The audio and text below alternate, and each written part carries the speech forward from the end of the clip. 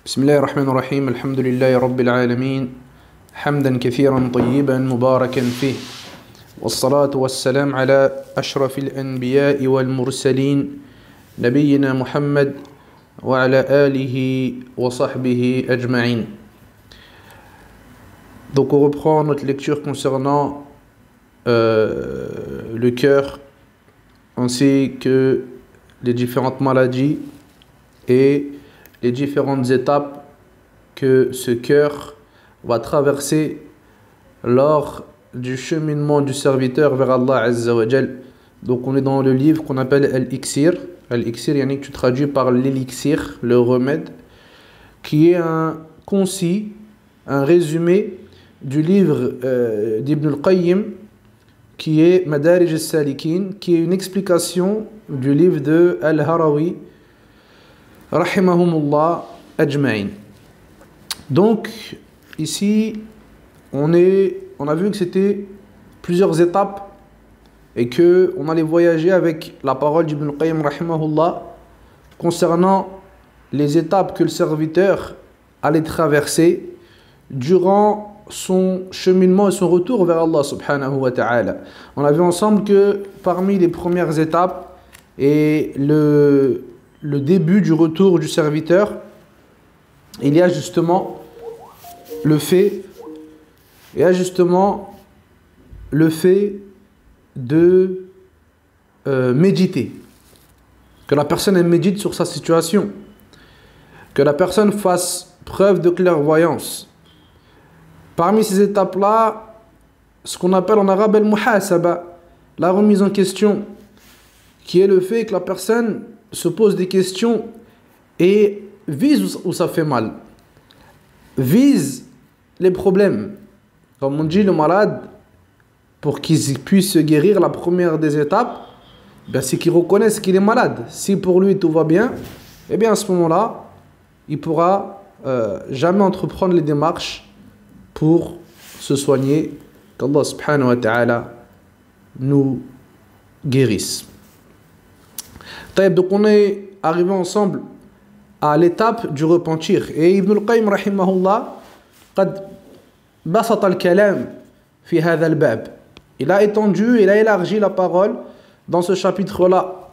Donc on est arrivé à une étape où il nous a parlé un petit peu des différents secrets du repentir.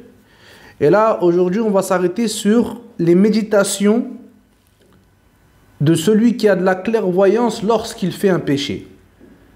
فقال رحمه الله تأملت صاحب البصيرة إذا أذنب. Comme on a dit, les méditations de celui qui a de la clairvoyance lorsqu'il fait un péché. Donc nous on a vu ensemble que le croyant il doit être clairvoyant sur sa situation. Ça veut dire quoi être clairvoyant? Ça veut dire qu'il a compris certaines choses et qu'il a compris quel était le but de son existence.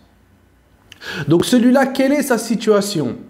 Et quelle méditation il doit avoir au moment où il tombe dans son péché? Donc ici, Ibn al-Qayyim rahimahullah, il va nous en citer 5. فقال اعلم أن صاحب البصيرة إذا صدرت منه الخطيئة فله نظر إلى 5 أمور. Donc il nous dit que celui qui a de la clairvoyance, lorsqu'il tombe dans le péché, lorsqu'il tombe dans l'erreur, eh bien il va regarder vers 5 choses. Il y a 5 choses sur lesquelles sa clairvoyance va faire en sorte qu'il se penche. Il va se pencher sur ces choses-là de par la clairvoyance qu'il a. Du fait que lui, il se dit, je suis tombé dans le péché. Maintenant qu'on a fait l'erreur, maintenant que le péché il est venu, qu'est-ce que je dois faire? Donc là, et c'est pour ça qu'il te dit Sahib al-Basira, celui qui a de la clairvoyance, parce que celui qui n'a pas de clairvoyance, lorsqu'il tombe dans le péché, eh bien celui-là il s'en fiche. Il continue sa route comme si de rien n'était. Et il n'a aucune méditation. C'est pour ça que vous allez voir que ces gens-là, subhanallah, comme Ibn al-Qayyim, c'était des gens qui avaient une connaissance de l'âme. Et parmi les causes de la grande connaissance qu'ils ont eu de l'âme, le fait de méditer sur cette dernière. Jusqu'à ce qu'il ait un kitab, rahimahullah, il a un livre qu'il a appelé Kitab al-Ruh, le livre de l'âme. Donc il nous dit 5 choses sur lesquelles le serviteur qui a de la clairvoyance médite lorsqu'il tombe dans l'erreur.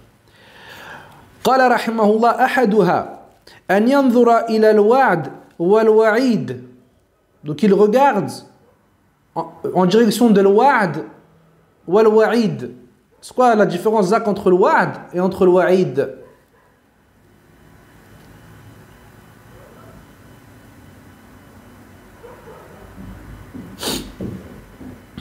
Il y a, je sais pas, mais al-wa'd c'est al-masdar ou al-wa'id c'est ism al-fa'il, non? Là, dans le ma'na, c'est juste dans le ma'na de kalima, il y a une différence en fait. Yahya, ça te dit quelque chose? C'est la promesse, non? الوعد c'est le Ahsant? الوعد c'est le يوم القيامة. الوعد c'est Non, ça c'est un des noms qu'on peut l'appeler le jour de la promesse. Aïwa. Non, c'est... Normalement, la phrase, elle va t'aider à capter. Il te dit, parmi les choses sur lesquelles il va regarder celui qui a fait une erreur, qui a de la clairvoyance, il va regarder al-wa'd et il va regarder al-wa'id.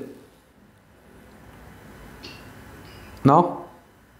Il va regarder la promesse, la récompense qu'Allah a promis à ceux qui obéissent, et il va regarder al-wa'id, la menace qu'Allah a mis pour celui qui désobéit. Des fois, il y a juste une lettre qui change chez le ya, mais ça devient un opposé. Tu vois? Ça, c'est la langue arabe. Donc, celui-là, qu'est-ce qu'il fait? La première chose, c'est ça. Il a fait une erreur, il va se rappeler qu'Allah Azza wa Jal, il a menacé ceux qui font ces actions-là, pour pas tomber dans le laxisme. Et il se rappelle aussi qu'Allah Azza wa Jal, il a promis des récompenses pour ceux qui font le bien, pour pas tomber dans quoi? Dans l'excès. Et il nous dit quoi? فيحدث له ذلك خوفا وخشية يحمله على التوبة. Et il nous dit, et ça, cette observation et cette méditation qu'il a eue sur la promesse d'Allah subhanahu wa ta'ala ainsi que sa menace, ça a fait naître en lui une crainte, une peur qui l'a mené à se repentir. Donc ça, c'est la première des choses. Nous, quand on fait une erreur, c'est pas le tout de faire une erreur, on fait tous des erreurs. Mais le fait de, après ça, avoir une méditation et se dire, Taïb, là, j'ai fait un truc qui n'était pas bien, je me suis mal comporté, qu'est-ce que je dois faire après? Je me rappelle qu'Allah Azza wa Jal, il a menacé les désobéissants de choses terribles, selon le péché bien sûr, mais qu'il a promis aussi une récompense énorme à celui qui se repent, qui fait le bien et qui cherche le visage d'Allah Azza wa Jal. Tfaddal Zak. Là, on parle des kaba'ir ou de tous les zonos en général? Là, il a dit ici, n'importe quel péché ici, petit ou grand, la personne doit se remettre en question, tu vois. Elle doit se poser pourquoi, en fait, ici, quelle a été la cause que je suis tombé dedans? Pourquoi je suis tombé dedans? Donc, la première des choses, il te dit, lui, regarde sur ça.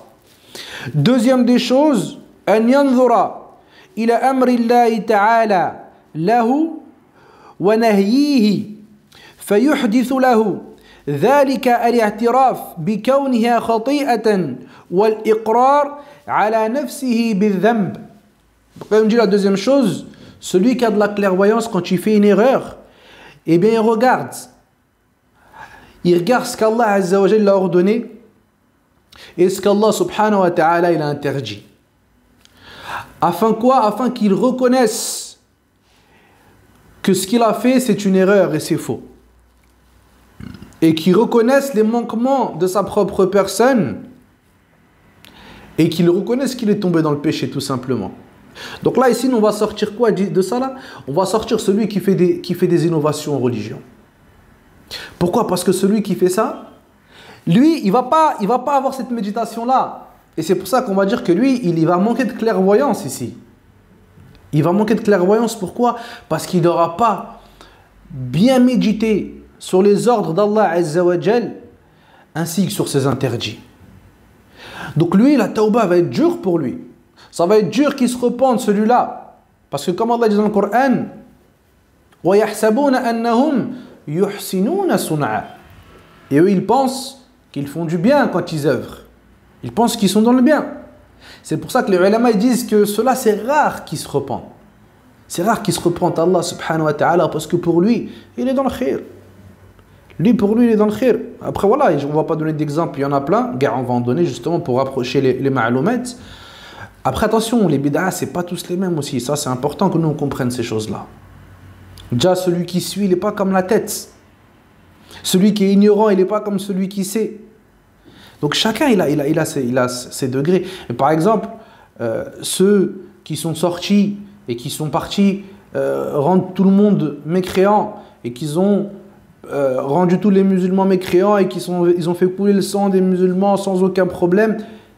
Lui, Aslan, comment tu veux qu'il se repente? Parce que pour lui, il est dans la vérité, pour lui, il n'y a pas de problème. Donc ça, c'est dur. C'est dur ici. Donc la personne, elle doit toujours avoir de la méditation et elle doit toujours avoir une science qui le guide dans les actions qu'elle entreprend. Ouais, Fouzi? Tu parles des péchés, de la clairvoyance. Il y a des personnes, il y a deux personnes. Il y a des gens qui commettent des péchés, pour nous ça devient banal. Il y a des gens qui font des péchés, mais ils sont dégoûtés de ce péché. Je me question, est-ce que c'est dû parce que cette personne ne prie pas, ou c'est par habitude qu'il commet des péchés énormément? Non, après ici, le truc c'est quoi, Fouzi? C'est que la personne, elle a comment t'appelles ça, des ressentis du cœur, tu vois. Et on a vu ensemble, on a parlé de ça déjà. Et le fait que la personne, quand elle fait des mauvaises actions, elle a la poitrine qui se resserre. Et elle est triste, elle n'est pas bien. Elle ressent ce besoin de revenir vers Allah subhanahu wa ta'ala et de lui demander pardon pour ça. Alors lui, il est dans un khir, un grand khir. On a vu la parole d'Ibn al-Qayyim que des fois, lui, il est meilleur que celui qui fait des bonnes actions, qui prie la nuit, qui jeûne le jour, mais qui se jette des fleurs à sa propre personne. Donc lui, il peut être mieux que celui-là. Après, aller chercher le pourquoi du comment, il y a plein de causes qui peuvent rentrer dans ça. Et il n'y a aucun doute que beaucoup de désobéissance et beaucoup de délaissement des ordres d'Allah Azza wa Jal, bien c'est parmi les plus grandes causes qui font que la personne elle devient inattentive au rappel d'Allah Azza wa Jal. Et comme il a dit Ibn al-Qayyim, si vous vous rappelez bien, il a dit le cœur, quand il est mort, alors le rappel il ne lui fait plus rien. C'est comme le mort, le corps qui est mort, lorsqu'on tape dessus, eh ben, il ne ressent plus rien vu qu'il est mort. Donc Allah subhanahu wa ta'ala nous accorde un cœur vivant. Taïb. Donc on a dit, c'est ça la deuxième chose, c'est que la personne doit avoir une clairvoyance concernant ce qu'Allah Azza wa Jalla nous a ordonné et ce qu'Allah subhanahu wa ta'ala nous a interdit. الثالث أن ينظر إلى تمكين الله تعالى له منها وتخريته بينه وبينها وتقديرها عليه وأنه لو شاء لعصمه منها وحال بينها وبينه. Donc là aussi c'est important qu'il nous dit. Et là le troisième point ici, Ibn al-Qayyim il va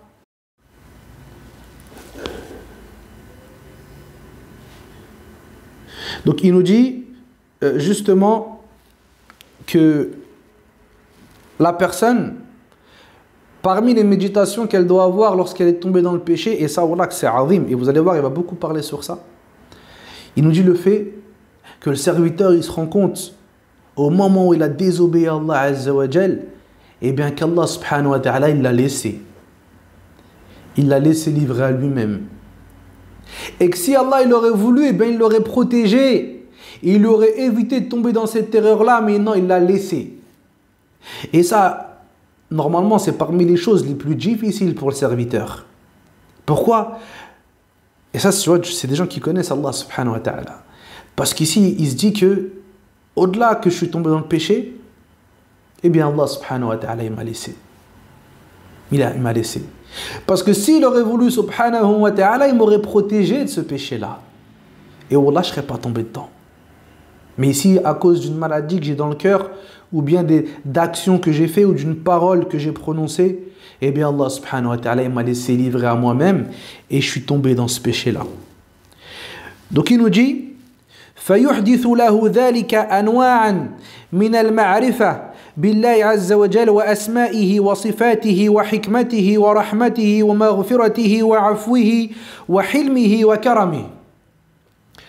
Donc cette chose-là, cette méditation qu'il va avoir, ça va le faire revenir vers la connaissance d'Allah Azza wa Jal par ses noms et ses attributs.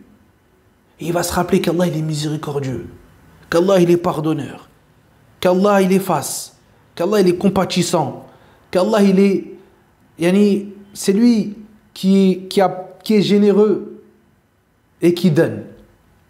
Donc ça doit le faire revenir. Et il nous dit وَتُوجِبُ لَهُ هَذِهِ الْمَعْرِفَةِ عُبُودِيَّةً بِهَذِهِ الْأَسْمَاءِ وَلَا تَحْصُلُ بِدُونِ لَوَازِمِهَا الْبَتَّةِ. Et quand il va revenir, il va se dire Allah il m'a laissé alors que c'est le Ar-Rahim, c'est tous ces noms qui nous montrent Latif, c'est que des noms qui nous montrent qu'Allah Azza wa Jal il veut le bien pour ses serviteurs. Et il veut leur pardonner. Et il veut, Allah il aime subhanallah, quand son serviteur il revient vers lui. On va le voir dans le hadith. Donc ça nous montre quoi? Ça nous montre, et ça fait venir chez nous après ça, une adoration qu'on n'avait pas trouvée avant.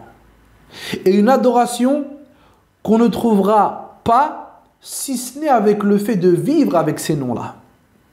Et chaque nom, contrairement à ce qu'ils disent certaines sectes égarées, chaque nom d'Allah Azza wa Jal, il a un athar, il a un impact.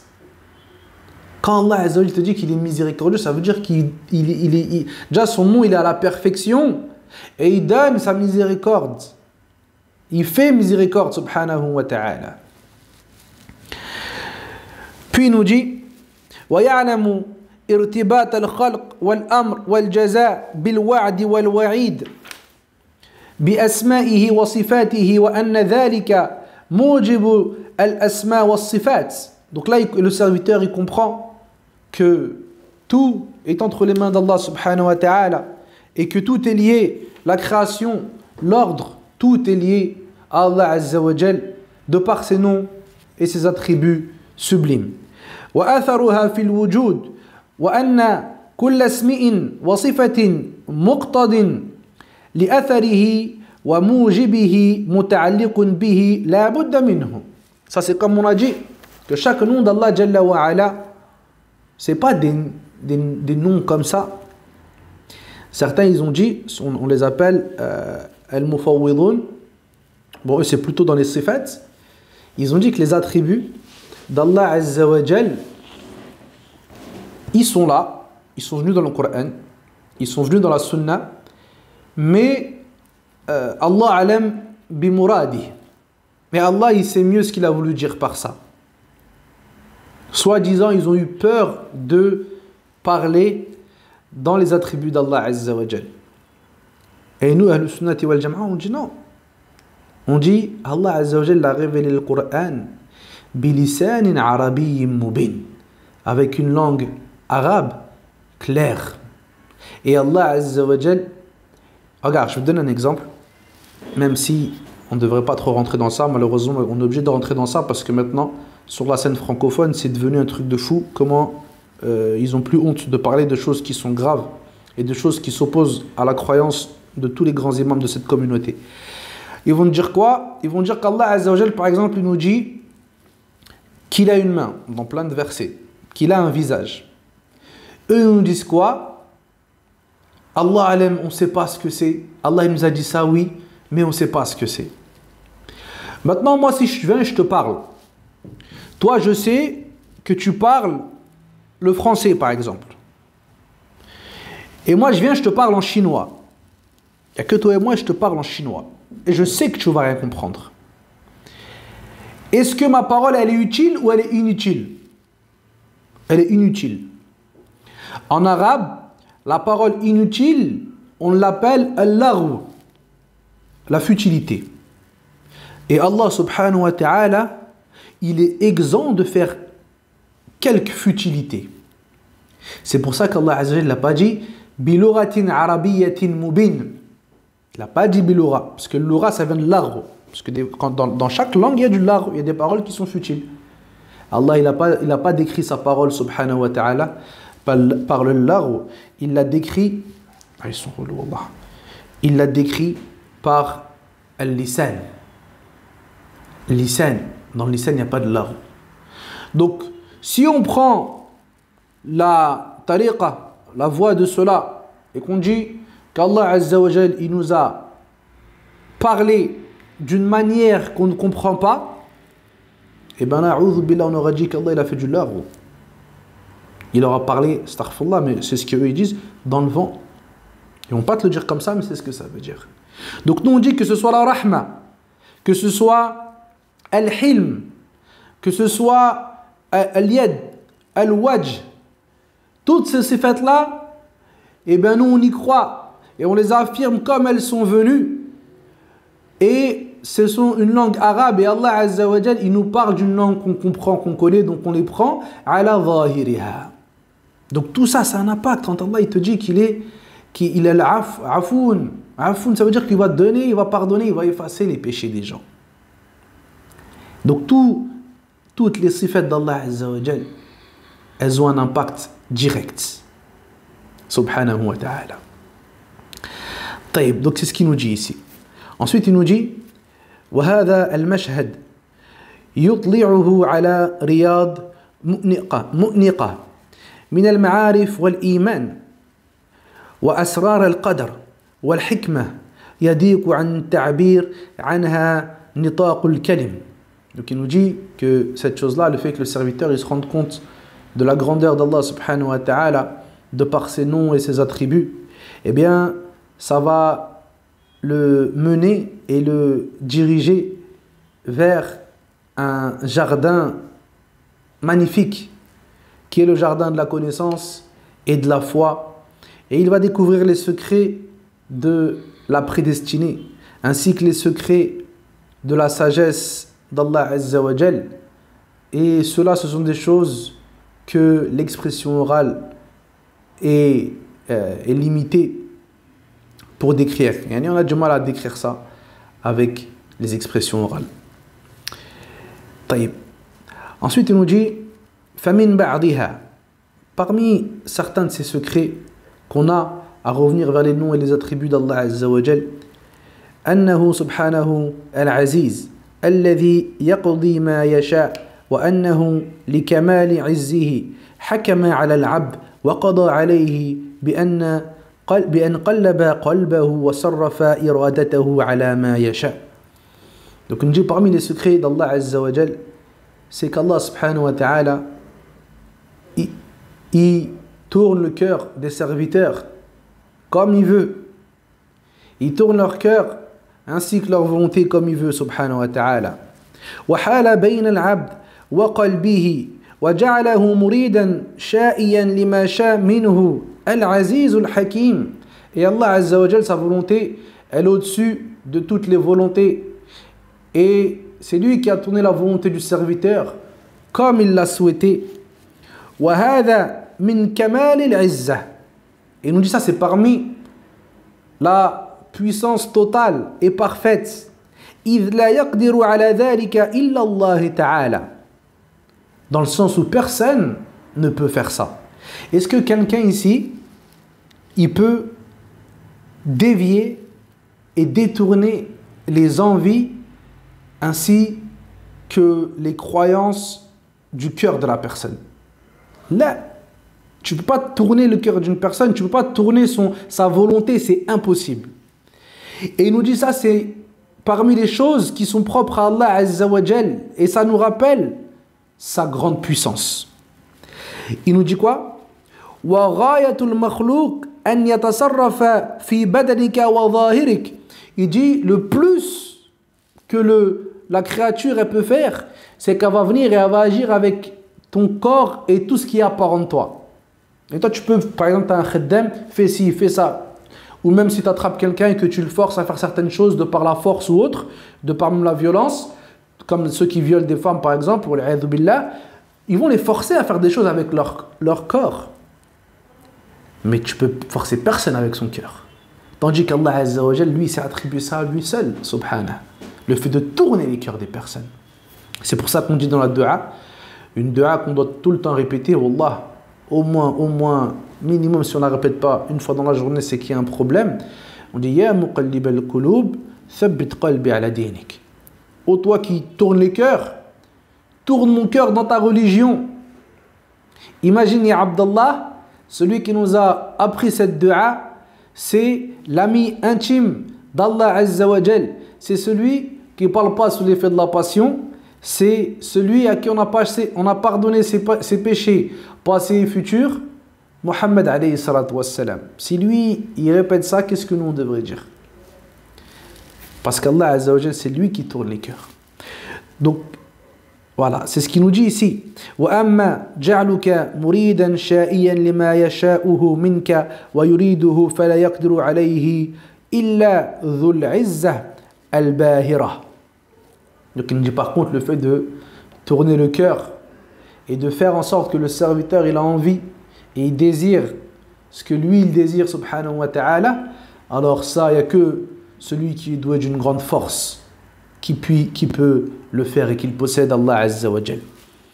فإذا عرف العبد عز سيده ولاحظه بقلبه تمكن شهوده منه كان الاشتغال به عن ذل المعصية أولى به وأنفع له.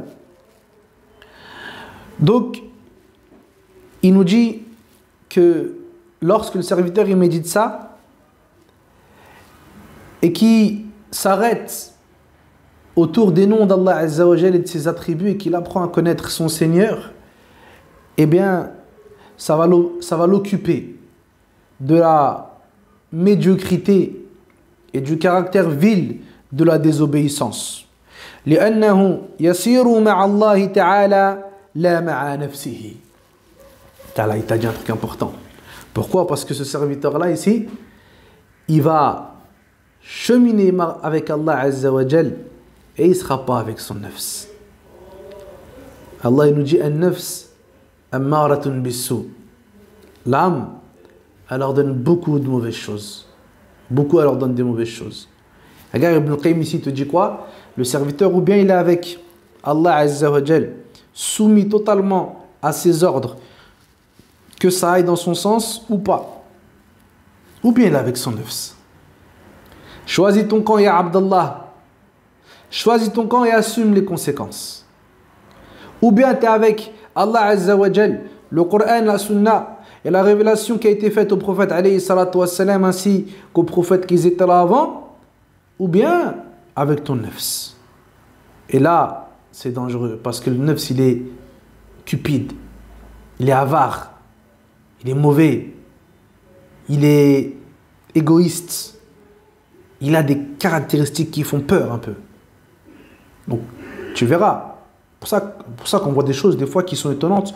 Tu vas voir des gens, quand ils vont s'éloigner d'Allah subhanahu wa ta'ala, ils vont faire des choses que n'importe quel humain ne peut pas accepter. Pourquoi? Parce que lui, il est avec son nafs. Et son nafs, il a pris tellement de place et il a tellement une emprise sur lui qu'il lui fait faire des choses étranges.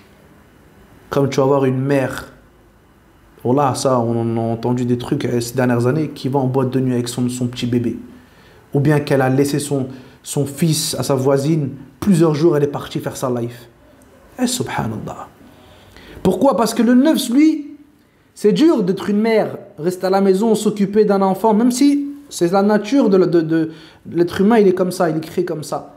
Mais quand ton nafs, il va prendre pour la possession et qu'il va t'appeler à ces choses-là, la distraction, le repos, l'amusement, le plaisir, les désirs, eh bien à ce moment-là, on va faire des choses étranges. Pourquoi? Parce qu'on a suivi le nafs. Et lui, son but, c'est que les plaisirs mondains et éphémères, quitte à s'opposer à la révélation divine et aussi, avant ça même, à la nature saine de l'être humain. Donc ensuite, il nous dit وَمِنْ مَعْرِفَةِ عِزَّتِهِ فِي قَضَائِهِ أن يعرف أنه مدبر مقهور ناصيته بيد غيره لا عصمة له إلا بعصمته ولا توفيق له إلا بمعونته فهو ذليل حقير في قبضة عزيز حميد.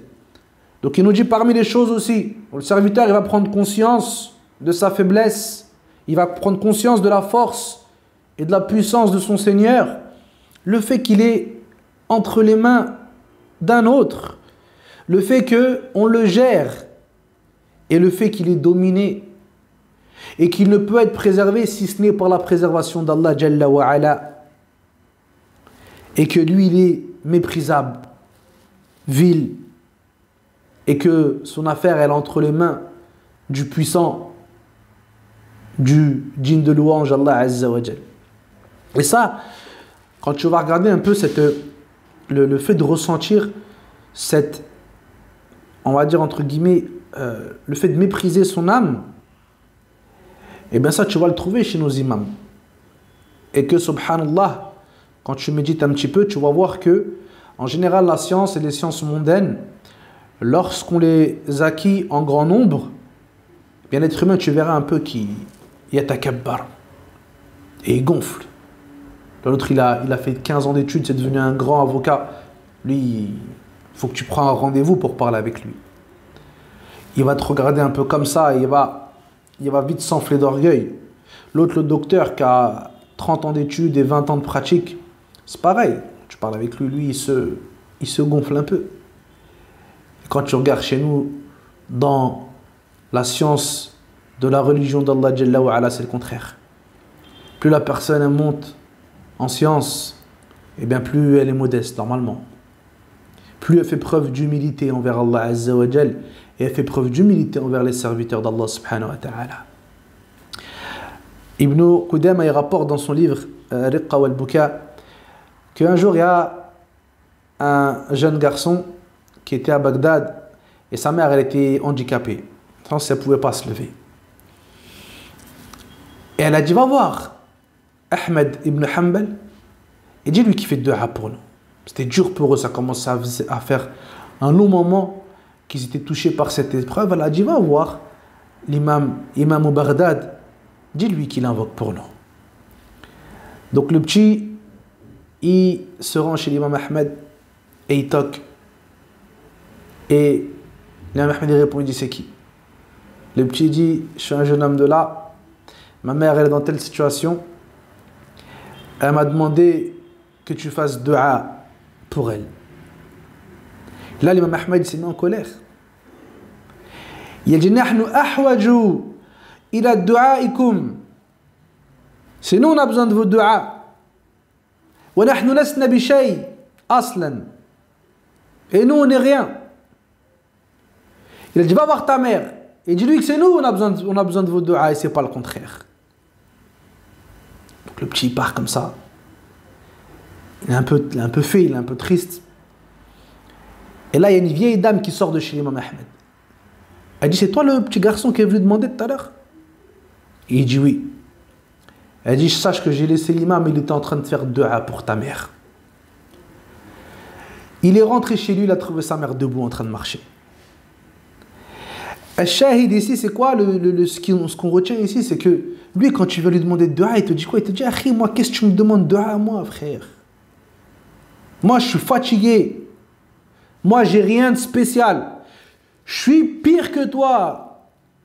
Alors que ta mère, c'est une femme handicapée, peut-être qui ne connaît pas grand-chose, qui n'a peut-être pas beaucoup d'adoration, mais moi, je suis en dessous de vous. Alors que je suis qui? Imam Baghdad. Imam Ahli Sunnati wal Jama'a. Et c'est ça, cette humiliation et le fait de se sentir petit devant Allah Azza wa Jal. نعم. ومن شهود عزته أيضا في قضائه أن يشهد أن الكمال والحمد والغنى التام والعزة العزة كلها لله. Donc là il nous dit que pareil la personne elle se rend compte de la puissance d'Allah Azza wa Jal et de sa grandeur dans son jugement et dans sa prédestinée, c'est qu'il se rend compte que toute la louange elle est à lui, qu'Allah Azza wa Jal se passe de tout le monde. وأن العبد نفسه أولى بالنقص والذم والعيب والظلم والحاجة. Et que lui, le serviteur, quand il regarde son âme à lui, il se rend compte qu'il a des besoins, il a des manquements, il a des défauts. وكلما ازداد شهوده لذله نقصه عيبه ونقصه وعيبه وفقره ازداد شهوده لعزة الله عز وجل وكماله. Et à chaque fois qu'il va prendre conscience de ses défauts, c'est comme on a dit avec l'imam Ahmed, et bien il va prendre conscience de la grandeur d'Allah Azza wa Jal. Subhanallah. Ah, moi, comment je suis fatigué. Tu sais, tu te dis, regarde Allah Azza wa Jal, tout ce qu'il a créé, akhi. Tout cet univers qu'il a créé. Il m'a ordonné des choses, il m'a interdit des choses. Et lui, il a sifat al-kamal, les attributs et les noms parfaits. Et moi, je suis rempli de défauts. Et malgré ça, je me permets de tomber dans des erreurs, de lui désobéir. Et après, je ne reviens pas. Donc, quand il voit ça, le serviteur, il se dit, subhanallah. Il dit, j'ai un Seigneur qui, d'abord, il a ouvert la porte du repentir. Il pardonne le repentir. Il transforme les mauvaises actions en bonnes actions. Et la cerise sur le gâteau, il aime ceux qui se repentent. Allah Azza wa Jal. Alors que toi, tu n'es rien, nous, on n'est rien en fait. Et il répond à l'invocation de celui qui l'invoque. Wallahu al-musta'an. Naam.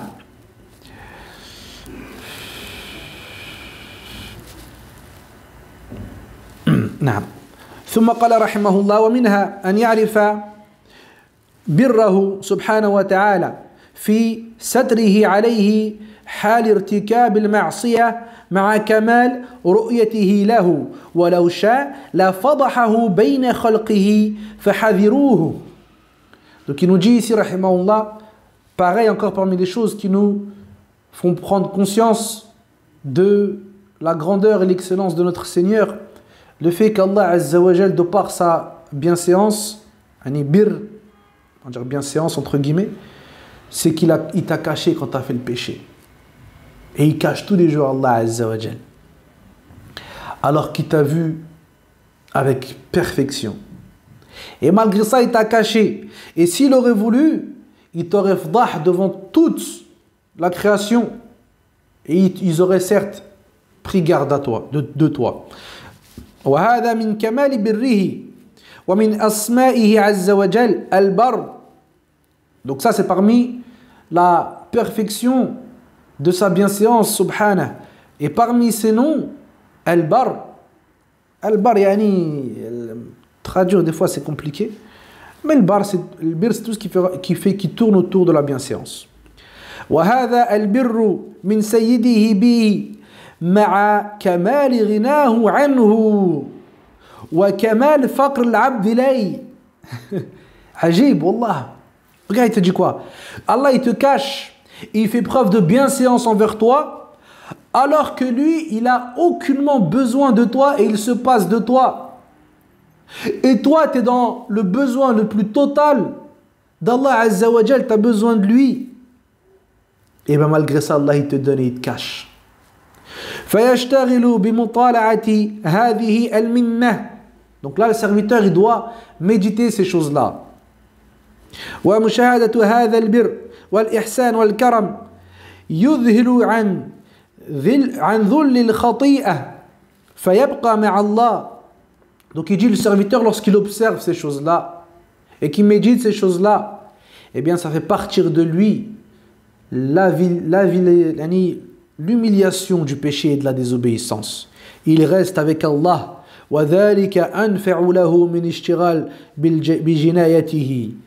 Et ça c'est mieux pour lui et plus profitable pour lui que de rester dans les péchés et dans la désobéissance.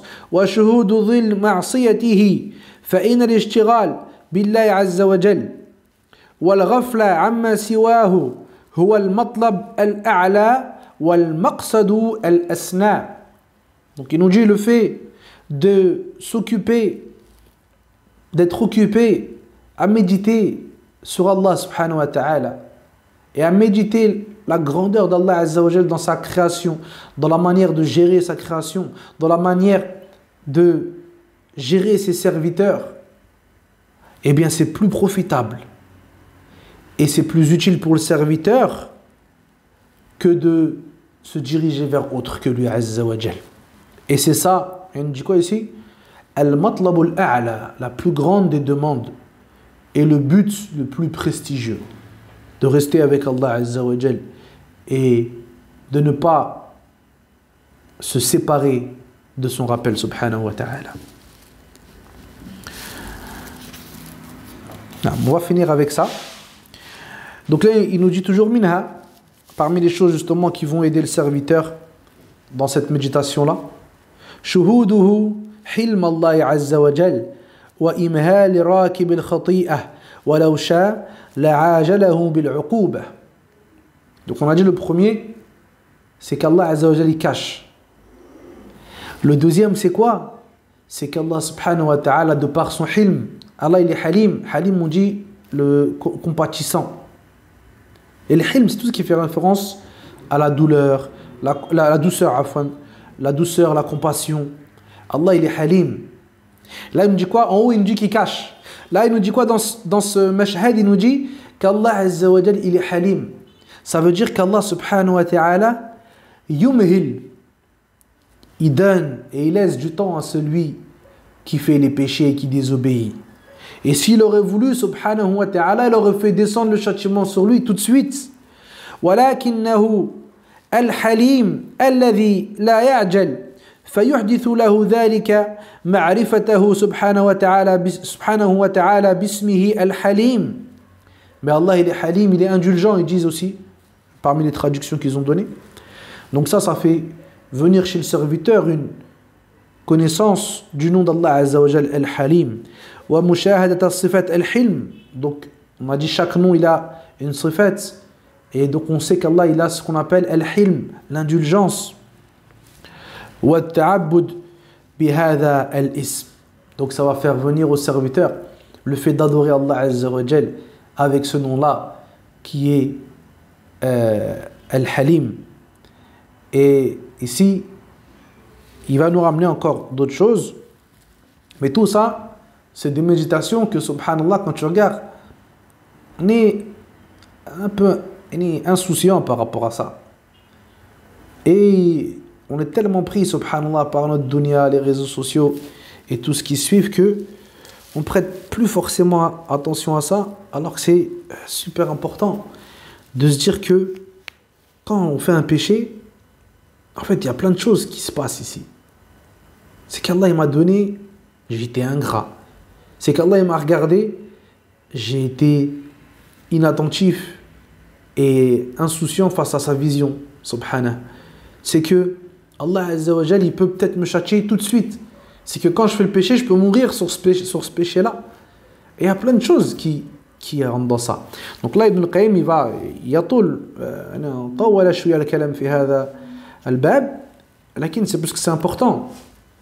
Donc c'est toutes les choses que nous on doit se mettre en face des yeux une fois qu'on a désobéi à Allah Azza wa Jal. فنسأل الله عز وجل التوفيق والسداد. سبحانك اللهم وبحمدك أشهد أن لا إله إلا أنت أستغفرك وأتوب إليك وصلى الله وسلم على نبينا محمد وعلى آله وصحبه أجمعين والحمد لله رب العالمين وبارك الله فيكم.